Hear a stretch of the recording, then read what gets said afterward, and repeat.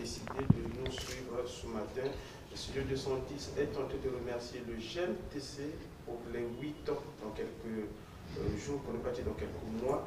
Et ce sera aussi la 6e édition de prix Studio 210. Vous pouvez donc le suivre dans ce spot.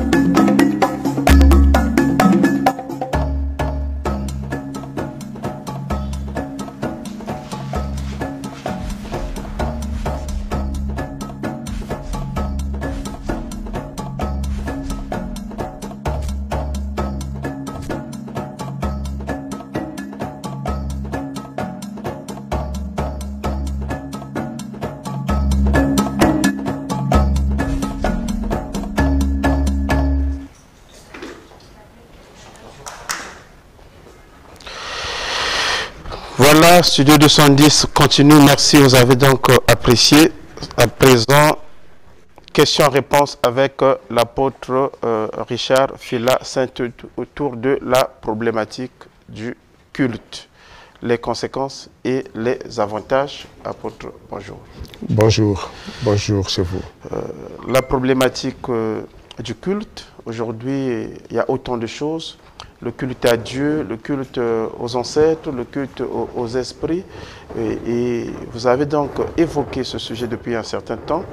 Et donc, aujourd'hui, certainement, vous allez donc continuer dans cette même lancée pour pouvoir expliquer aux téléspectateurs le contenu, notamment les avantages que vous avez abordés le dimanche dernier, et pourquoi pas donc les inconvénients quand on ne rend pas le culte au Dieu créateur qui est celui que vous considérez comme le vrai Dieu. Et donc, Studio 210, le 06 706 32 32, pour tous ceux qui veulent contribuer, qui veulent appeler l'apôtre par rapport à ce thème, c'est le 06 706 32 32. L'apôtre, vous avez 5 à 6 minutes pour essayer un peu de replonger les gens dans le contexte. Merci. Nous dirons tout de suite qu'il y a réellement des conséquences quand nous rendons un culte à d'autres divinités, d'autres esprits que au Créateur du ciel et de la terre. J'aime anticiper sur le pardon de Dieu à l'endroit de tous ceux qui reconnaîtront qu'ils étaient dans l'ignorance, qu'ils étaient trompés, qu'ils ne savaient pas. Dieu a dit dans Actes chapitre 17, à partir du verset 26 jusqu'à 30, qu'il ne tient pas compte des temps d'ignorance, mais il appelle tous les hommes en tout lieu, tous ceux qui ont servi des dieux qui ne le sont pas, servi des idoles et d'autres esprits, qu'ils viennent à se repentir parce qu'il a établi Jésus comme juge des vivants et des morts.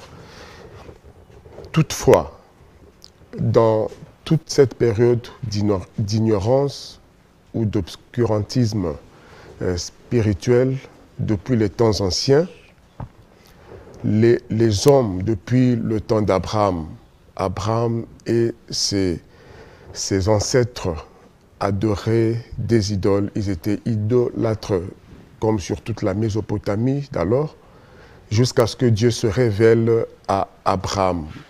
Sors de ta patrie, sors de ton pays, va vers le pays que je t'indiquerai. Et donc là, c'était déjà une séparation, une démarcation. Dieu voulait accomplir ce qu'il avait prédit donc, depuis Genèse, après la chute de l'homme. Dieu, celui qui a fait le ciel et la terre, a toujours voulu être l'unique à qui l'on devrait rendre culte. Et rendre culte, rappelons, c'est honorer de façon générale une divinité, mais en ce qui nous concerne, c'est adorer Dieu, honorer Dieu. On peut l'honorer donc de plusieurs manières. Et les conséquences, nous voyons dans la Bible la plus grande référence en matière de spiritualité et de divinité. Nous voyons que tous ceux qui se sont égarés, d'abord le peuple de Dieu, qui s'est égaré chaque fois en suivant, comme dit la Bible, les Saintes Écritures, les dieux étrangers, ils tombaient sous la malédiction, ils étaient vaincus par leurs ennemis, chaque fois qu'ils abandonnaient les commandements de l'Éternel, le culte qu'il avait établi, quand ils allaient vers d'autres dieux, c'était la défaite, c'était la chute, c'était des malédictions. C'était la défaite, la chute et la malédiction. Je rappelle, c'est le 06 706 32 32 si vous voulez intervenir. L'apôtre Phila, Dieu est l'auteur de toute vie, certainement, vous l'avez dit, et par conséquent de toute tradition, de toute culture, et donc de cette diversité. La preuve, il a créé des races. Nous avons la race noire, la race jaune, la race rouge, etc. Et donc, par conséquent, il a appris à chaque peuple une certaine manière de prier. Est-ce qu'à ce niveau-là, pensez que le culte serait certainement suivre la logique, je dirais, soit christocentriste, ne serait pas une manière de corriger Dieu qui devrait se repentir du fait qu'il ait créé les diversités? Bon, la diversité culturelle qui a produit toute cette multiplicité de divinités et des cultes. On prend cet appel, l'apôtre. Je vous en prie. Oui, allez-y, l'apôtre vous écoute, bonjour. Bonjour, Studio 210, l'apôtre vous écoute.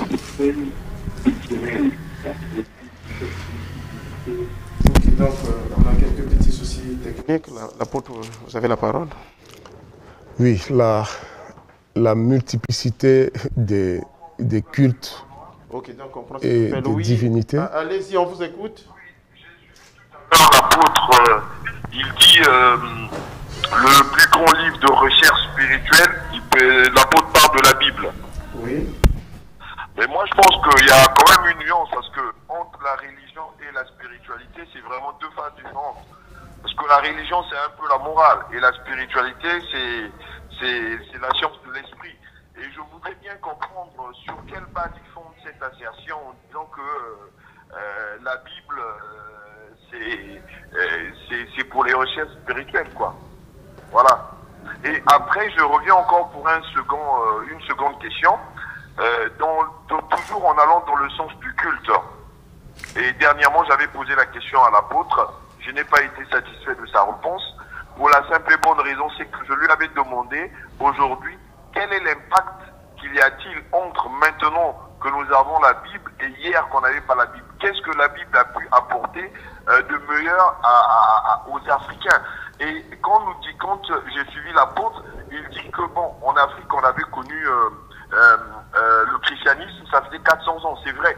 Mais au niveau du Congo, ça faisait 153 ans, si je ne me trompe pas. Parce qu'on connaît le christianisme au Congo en 1870, avec le roi Alfonso Ier.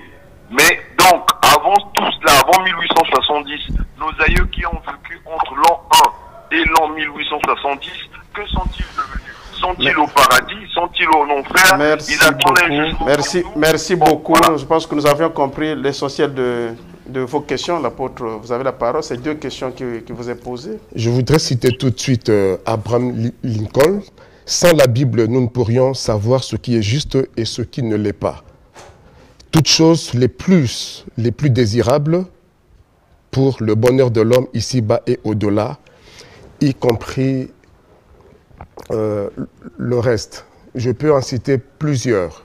Hommes intelligents, savants. Je peux prendre toute une émission pour citer des plus intelligents que nous, des plus spirituels que nous, les grands hommes d'État qui ont reconnu autant la moralité, la spiritualité, la véracité, l'efficacité, la puissance des Saintes Écritures.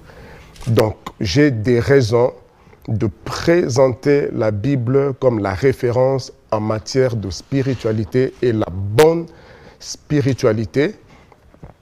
Est-ce que l'apôtre, ce n'est pas le fait qu'il soit né dans des pays où le christianisme a été implanté, sinon comme la religion primordiale, la religion numéro 1, sinon parmi les grandes religions, pour que finalement cette socialisation se soit passée de cette manière et que ces gens finalement pensent qu'au-delà de tout ce qui peut exister comme livre à caractère sacré, la Bible soit la primauté? Bon, l'accident géographique de naissance de telle ou telle personne dans une civilisation ou lieu de naissance quelconque peut déterminer juste le choix d'une religion ou d'une foi quelconque. C'est pourquoi Dieu dit, je citais d'entrée, sans tenir compte des temps d'ignorance. Si par hasard vous êtes né en Afrique de l'Ouest, voilà, vous vous retrouverez quelque part dans une religion, peut-être musulmane ou autre. Vous êtes né en Italie, forcément catholique et ailleurs. Ça, généralement, la religion n'a que rarement été l'objet d'une décision personnelle. Elle a souvent été héritée des parents ou de l'environnement. Nous inscrivons cela dans une dispensation d'ignorance. Quoi qu'il en soit, Dieu, sans tenir compte de tout cela, a envoyé Jésus comme le médiateur entre lui et les hommes. 706 32 32, il y a un appel, je pense qu'on va prendre l'apôtre, on va prendre cet appel. Allô, bonjour. Je voulais passer en direct. Studio 200 vous écoute, allez-y. Allez-y, posez votre question, on vous écoute. Oui, je voulais poser la question. Allez-y. Allez-y, gagnons en temps, s'il vous plaît. Allez-y, posez la question. Bon, la question est la suivante. Moi, je suis un peu bouleversé. Quand je voulais poser la question à l'apôtre. Posez la question et non, vous voulez poser. Posez la question, nous sommes sur les aléas du temps. Je suis un peu bouleversé quand les gens s'auto-proclament apôtres, machin. À quel moment on donne les 12 apôtres de Jésus? À quel moment ces apôtres qui s'auto-proclament là, ils sont consacrés apôtres à quel moment? Merci beaucoup, mais ce n'est pas l'objet du sujet, ce n'est pas l'objet du jour. Vous reviendrez sur cette question-là prochainement quand nous aborderons le sujet sur les ministères, s'il vous plaît. Le sujet du jour, c'est le culte, s'il vous plaît. Merci beaucoup d'avoir appelé, mais quand nous allons aborder le sujet sur le ministère, vous pouvez donc poser votre question. Merci beaucoup pour votre contribution. L'apôtre, vous avez la parole. Ouais, je voulais revenir surtout sur mon frère qui est revenu sur sa question depuis la fois dernière sur l'arrivée du christianisme, son impact en Afrique peut-être. Mais je voulais revenir là-dessus pour dire que je ne parle pas, moi, du christianisme comme doctrine que le blanc a amenée ici. Ça, c'est presque philosophique ou juste religieux. C'est pourquoi, quand il est question de faire la nuance, moi, j'ai toujours parlé ici de la christianité. Lorsque Christ vient dans la vie d'une personne par le message de l'évangile, par son esprit, l'impact, c'est la conversion, le changement de vie morale, spirituelle, etc. Et on retrouve les normes du culte selon que Dieu l'a établi. La Bible a été amenée ici d'abord en latin, elle n'était pas accessible à tous. Et c'est plus tard que nous avons reçu, nous avons eu accès aux Écritures, lorsque Dieu a ouvert les portes des nations africaines pour que l'Évangile réellement de Jésus-Christ qui transforme les cœurs, qui change des vies, nous parviennent. Nous tous, nous avons connu plusieurs religions. On a lu des grands maîtres, les Pierre Clément Jagot, les Omraï Mikhaïl Ivanov. On a tellement lu parce qu'on cherchait Dieu. On a lu des livres religieux jusqu'à ce que nous lisions par le Saint-Esprit la Bible. Ce que nous étions autrefois, nous ne le sommes plus. Dieu nous a transformés et nous expérimentons sa puissance sur les œuvres des ténèbres, etc. Donc, nous parlons de ce que nous connaissons. Et aujourd'hui, en Afrique, nous saluons, nous reconnaissons ce que Dieu est en train de faire au travers de l'évangile de Jésus-Christ. Nous constatons simplement nous allons donc prendre cet appel. Avant le christianisme reçu... Oui, allô, allez-y, bonjour, l'apôtre vous écoute. Je disais qu'allez-y, l'apôtre vous écoute, posez votre question.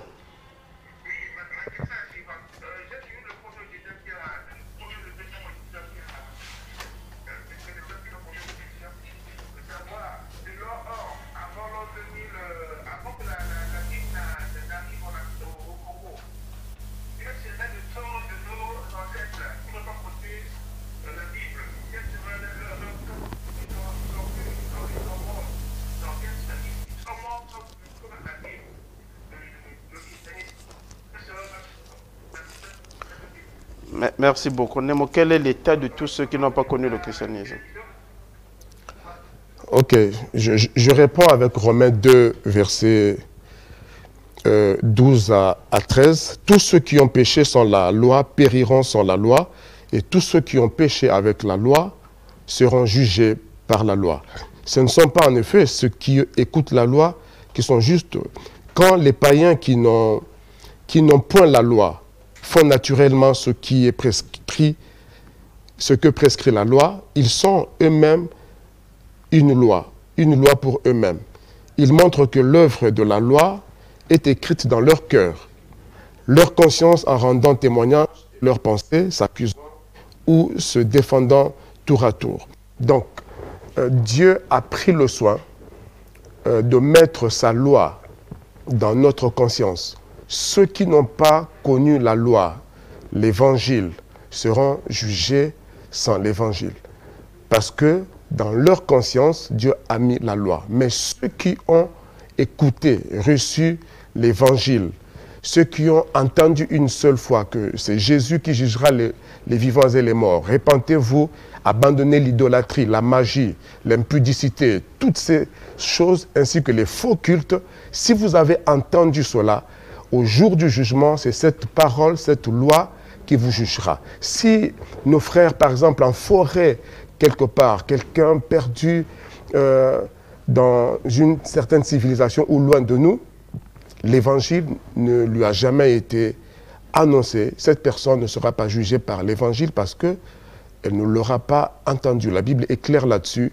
Elle sera jugée selon les œuvres qu'elle accomplira. Parce que dans la conscience de chaque homme, il y a la loi de Dieu. Vous savez très bien ce que vous faites, si cela est bon et mauvais. Donc Dieu est juste. Nos ancêtres et tous les autres qui n'ont jamais reçu l'évangile de Christ, Dieu ne les jugera pas selon la loi. Il les jugera selon leur conscience. Mais vous qui nous écoutez, vous serez jugés parce qu'un jour, Dieu a fait passer sous vos écrans, dans vos maisons, des prédicateurs qui vous annoncent que le jugement arrive. Abandonnez l'idolâtrie, recevez le pardon de Dieu donné gratuitement par Jésus-Christ sur la croix. Ces paroles que vous entendez, vous jugeront, vous rattraperont. Il y a une question à l'apôtre. Quelle interprétation donnez-vous à Jean chapitre 3, verset 13 à 15? Ce sera certainement votre dernier mot aussi. Jean 16, verset 13 à 15. Bon. Jean 16, verset 13 à 15. Quand le consolateur sera venu, l'Esprit de vérité, car il ne parlera pas, il dira ce qu'il aura entendu et il vous annoncera les choses à venir. Il me glorifiera parce qu'il prendra ce qui est à moi et vous l'annoncera. Voilà tout ce que le Père Non. Pour moi, c'est clair que Jésus parlait de son esprit à lui. Quand il reviendrait, après sa résurrection, il reviendrait, comme c'est le cas jusqu'à aujourd'hui, au travers de son esprit qui habite en nous, qui est parmi nous. Et par le Saint-Esprit, donc Jésus par le Saint-Esprit rendra témoignage. Dans la dispensation du Saint-Esprit, on rend témoignage de Jésus. Toute personne qui a le Saint-Esprit en elle témoigne de Jésus, parle de Jésus. C'est comme ce qui était dit dans 1 Jean 4, 1 à 4. En ceci, vous reconnaîtrez l'Esprit de Dieu. Tout esprit ou quiconque rend témoignage publiquement de Jésus-Christ, celui-là a le Saint-Esprit. Mais quiconque ne témoigne pas de Christ publiquement n'a pas l'Esprit de Dieu. Merci beaucoup, apôtre. Comment faire pour pouvoir continuer la discussion à avec votre disposition au 06 903 51 14. Désolé pour les réponses qui n'ont pas pu, les questions qui n'ont pas pu avoir leur réponse là. Nous y reviendrons dimanche prochain. On reste à votre disposition. Que Dieu vous bénisse. Merci beaucoup. C'est donc la fin de questions-réponses. Et tout à l'heure, suivez le journal des religions sous la conduite de Ed Chevre Jazz.